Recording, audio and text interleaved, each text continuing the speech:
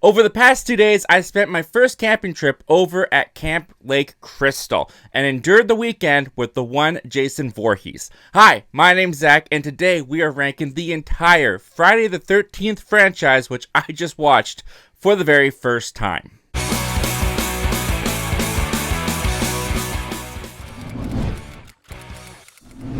Before we get started, I started this YouTube channel because I cannot watch a movie without needing to talk about it afterwards. And if that sounds like you, you're in the right place. Consider hitting that subscribe button. Also, right down below is a comment section that's used for two purposes. The first is I want to hear your thoughts, opinions, and ranking of the Friday the 13th franchise.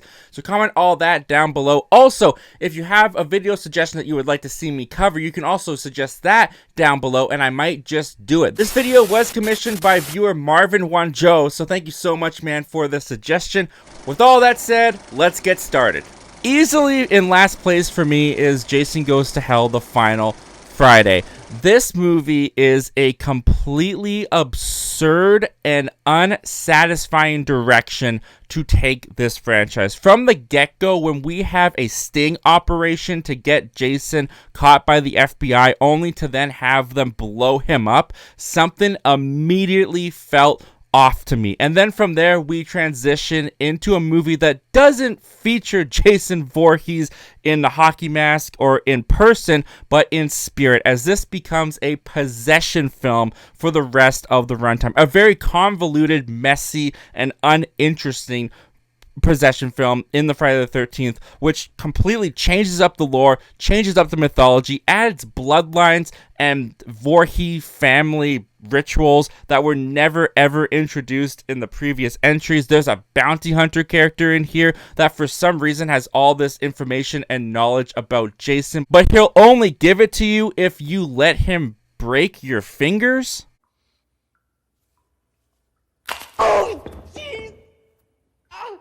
Admittedly, there are some great moments of gore and some kills, but the story here makes no sense. It goes off the rails. It doesn't really feature anything that you want to see from the Friday the 13th franchise, and it's just a massive disappointment from what the title and even the cover art suggests you're about to get for this film.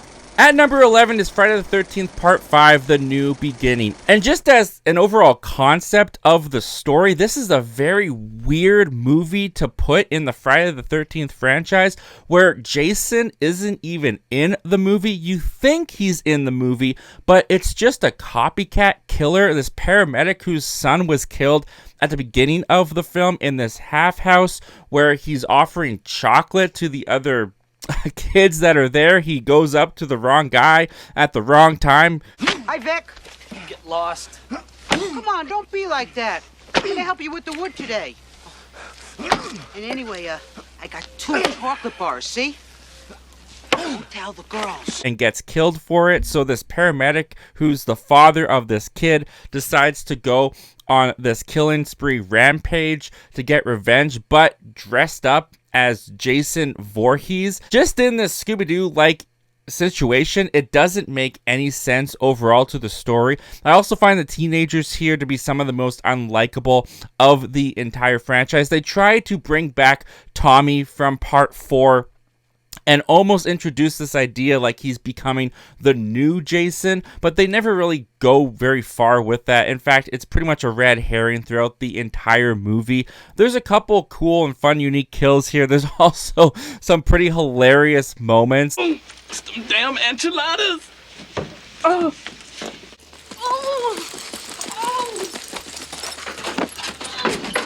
But as a Friday the 13th movie, when it's all said and done, this one's pretty disappointing and just kind of a bizarre direction to go with the franchise. They clearly tried to kill off Jason once and for all in the 4th film, and then try to do something completely different and bring in this idea of new killers dressed up as Jason in the 5th film, and it just does not work at all.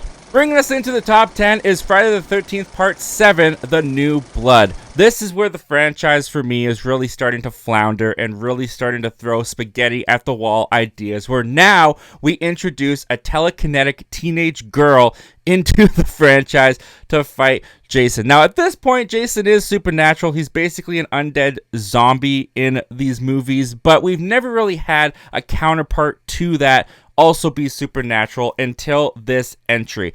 And for me, this kind of just is where the franchise really jumps the shark. There's a couple fun moments in the third act between Tina and Jason Voorhees where the producers basically just wanted Carrie versus Jason, but because they don't have the rights to Carrie, they brought in Tina to do that for them. And there are some fun showdown moments that come out of that, but the movie leading up to that is just completely absurd, features some of the most bland and unlikable characters in the entire franchise. Even some of the kills here are pretty lackluster and kind of feel like they're pulled back, even though this film has an R rating. Tina herself also isn't that fun of a protagonist to follow throughout the movie. So while I do find some entertainment moments within this film, as a whole, I think that it does not work and is where the franchise really started to feel like they were losing control. The original Friday the 13th. I appreciate this film for what it brought to the slasher franchise and some of the more revolutionary gore practical effects that are used throughout this film. I don't think they hold up particularly well, but a couple of them definitely do. This movie, though, for me, wasn't all that engaging until the final act when it is revealed that Mrs. Voorhees is the one behind all the killings of the teenagers on this camp, taking revenge for her son in a very inverted psycho way where she is basically speaking for her son. Don't let her get away, Mommy. Don't let her live. I won't, Jason. I won't. There are a lot of aspects of the first Friday the 13th where they are clearly riffing off of Psycho in some ways that are more effective than others, but for the most part, I honestly found the first Friday the 13th to be kind of bland and kind of boring, and I'm pretty sure that's sacrilegious to say for people who are huge fans of this franchise. You got to remember, again, this is my first time going through them, and I was very underwhelmed by this movie. Again, I'm taking into account the kind of restrained budget it had. It came out in the 1980s. It was one of the first of the genre to really come off of John Carpenter's Halloween. So I give it all the grace and credit for that. And it's also fun to see a young Kevin Bacon pop up in this movie, and when it is revealed that Mrs. Voorhees is the killer, that is an interesting, different kind of twist on a killer in a slasher franchise, and being so early in the slasher franchise, it's even more impressive that they went that direction. But at the same time, this film plays as like a whodunit mystery throughout most of its running time, and Mrs. Voorhees is nowhere to be found in the first two acts of the film. She only pops up at the end of the film, and that really kind of cheapens the whodunit because you don't really get a chance to even figure out that it is Mrs. Voorhees who is doing it. She isn't even a player in the story until the very end. So it's kind of cheap. It's kind of a cheap cop-out in that way. And when you go back and watch the rest of the film, when you have the knowledge that it's Mrs. Voorhees doing the killings, there are moments in here where it just feels inconsistent, doesn't really line up. There are moments where people are getting thrown through windows, and you're supposed to believe that this elderly woman is the one doing that. So it gets props for being pretty unique in a very early genre, but at the same time, I wasn't all that entertained by it. But full credit where credit is due, that last jump scare of Jason jumping out of the water completely freaked me out. Following that up at number 8 is Friday the 13th Part 2. To me, this is basically just a remake of Friday the 13th, but with a bigger budget and a more clear objective of the franchise, where now they've actually introduced Jason Voorhees as the killer in this franchise. And it's really interesting to go and watch Friday the 13th Part 2. When Jason is introduced, he's not wearing his iconic hockey mask. He's got like a burlap sack over his face. It's very interesting having all of the pulp cultural references and knowledge of Jason Voorhees and then see his beginnings in Part 2. But right off the bat, he is a more interesting killer than Mrs. Voorhees was in the first film. They do some retconning here to say that he actually escaped from the lake. He didn't drown as a kid, and he's been living in the woods all these years, and now he's going on this killing spree of teenagers. It's a little bit lazy, but when you just kind of go with it and buy into it, the film works a lot better for it. This also introduces a pretty ballsy beginning, killing off Alice from the first film who survived, and then giving us a whole new set of characters to endure for this next adventure. I think the killings in this are a little bit more interesting and more creative than the first film. The wheelchair kill is one of the best kills in the entire franchise.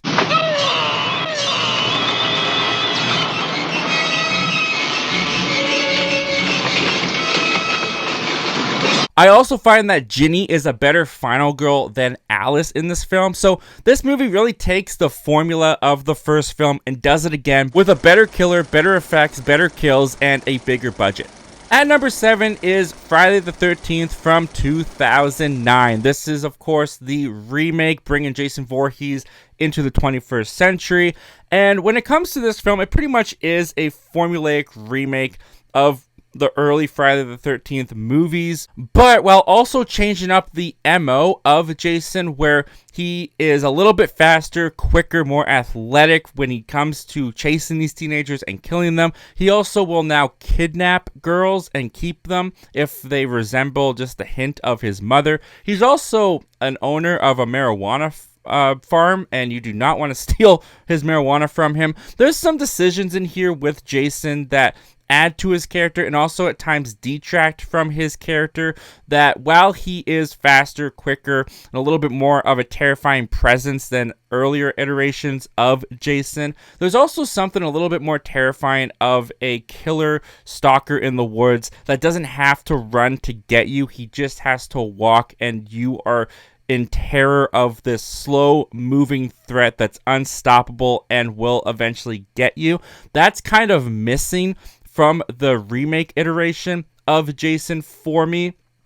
Also, I do think that aside from the opening intro of this film, where Jason takes out all of these teenagers in what could be a short film in and of itself, where he's hanging a girl in a sleeping bag over a fire, just like some really creative stuff kill-wise.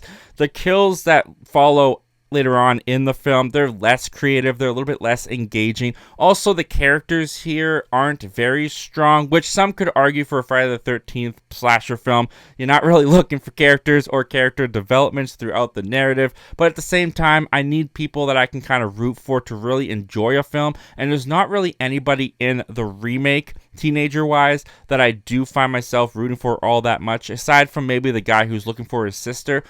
Overall, Friday the 13th, 2009, I think is a pretty decent retelling and a reimagining of the Friday the 13th series, but it kind of saps out all the campiness and fun that when I do enjoy the franchise, that's the stuff that really hooks me, and it's kind of absent here. So while a good slasher, while a pretty solid horror film, just not really up my alley, so to speak. At number 6, Friday the 13th, Part 8, Jason Takes Manhattan, or Jason Takes a Boat to Manhattan. And this film is pretty infamous in the Friday the 13th franchise from what I've read online. A lot of fans really don't like this one because of the clickbaity kind of title, where Jason doesn't really go to Manhattan. He spends one scene at Times Square, and then when you do get to Manhattan, it's really just Vancouver, which someone who lives in Canada, not too far from Vancouver, that's kind of cool for me personally.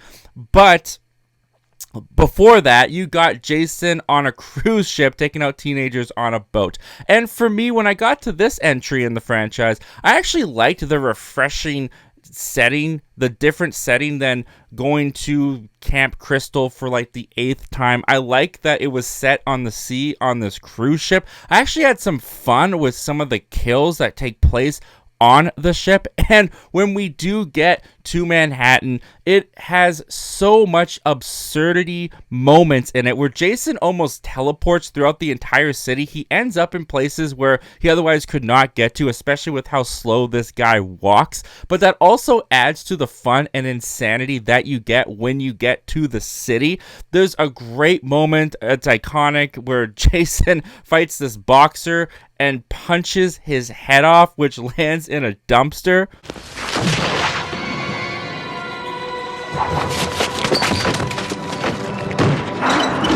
I mean, that right there is worth the price of admission for this film. It's ridiculous, it's completely absurd, and it definitely doesn't offer the promise that the title suggests, but at the same time, I can't deny that I actually had a lot of fun with this entry, and I thought it was pretty refreshing coming off of where we'd been for so many movies before it. Kicking off our top 5 is Friday the 13th Part 3, and this gets knocked down a couple pegs instantly because it was part of the unfortunate gimmick back in the 80s where the third film, simply because it started with the numerical number 3, had to become 3D, and thus you get a bunch of moments in this film where characters are throwing things at the camera, putting things in front of the camera where it's supposed to be coming at you in 3D, which nowadays I didn't get to watch this in 3D, so it's just annoying gimmicks and really weird shots that are just out of place and annoying. But when you put all that aside, Part 3 is definitely where the more iconic and cultural moments of the franchise that it gets known for start to come into fruition. Of course, this is the one where Jason Voorhees finally dons the hockey mask, which, watching this for the first time, I was completely flabbergasted that Jason gets his hockey mask because this kid tries to pull pranks on all the teenage campers, just happens to be pulling a prank on someone wearing a hockey mask. Jason kills this kid, Shelly, and takes his hockey mask, and that's how this iconic imagery came to be, which I think is hilarious. But when you do see Jason don that mask for the very first time, there is that feeling of it just feels right. This feels like how it's supposed to be. You can see in the first frame of it how it instantly became iconic.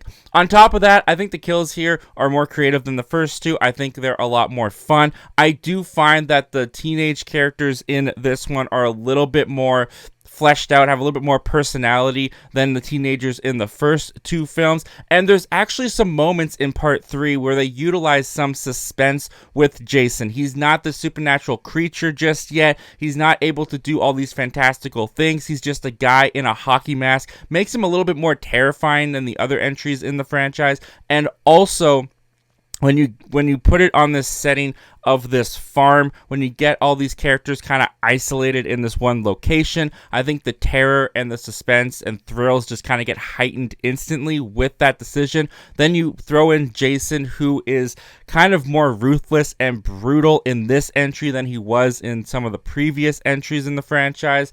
I find Friday the 13th Part 3 to feature some of the best that the franchise has to offer, and for that reason, I'm putting it pretty high on my list, where I've looked at a couple other lists. It seems to be pretty low. I quite enjoyed this one. At number 4 is Friday the 13th Part 4, the final chapter, where they were going to end it here with Jason, and then I guess it just made too much money. They just had to keep on going.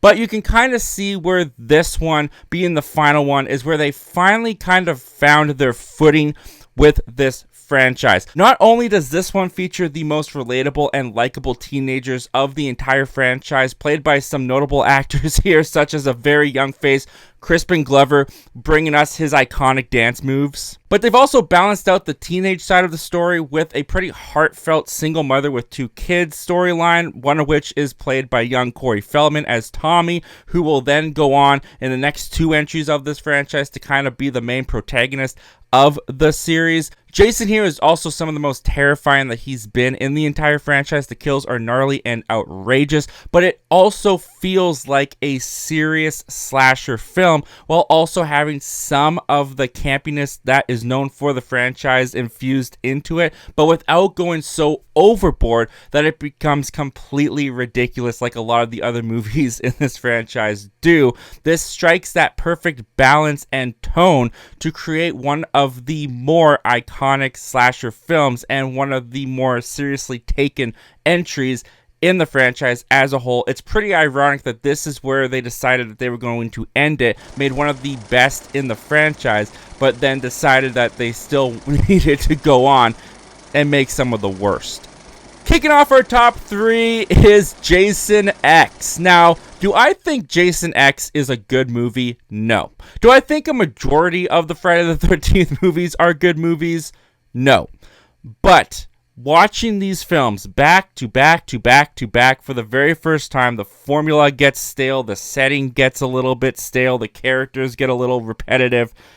But when you get to Jason X and you've got a futuristic Jason that's been thought off and gets taken into space to kill people in space, it is so absurd. I was flabbergasted at what I was watching. It was almost hard to comprehend. And I had heard of Jason X in the past. I kind of had an idea of what it was. But watching it in the context of the franchise, where it takes that slasher formula in space and becomes a sci-fi satire in legitimately hilarious ways, where everyone is playing this tongue-in-cheek and over the top, I had an absolute blast. There is no way anyone in 1980 watching the first Friday the 13th ever could have predicted that this was the trajectory in which the franchise was going. And there are so many moments in this film that just give me glee. Whether it be the lady getting killed in the liquid nitrogen, which is one of the best kills in the entire franchise.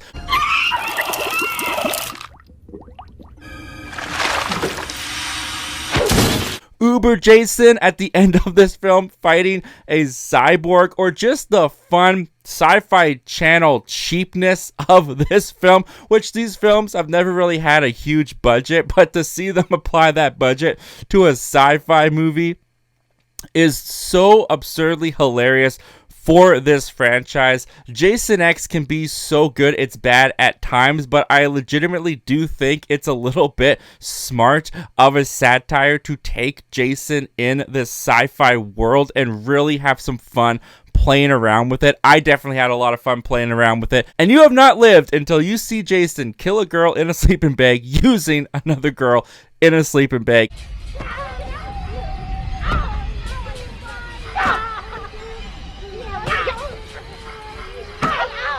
Even if it's a simulation, probably my favorite kill in the entire franchise.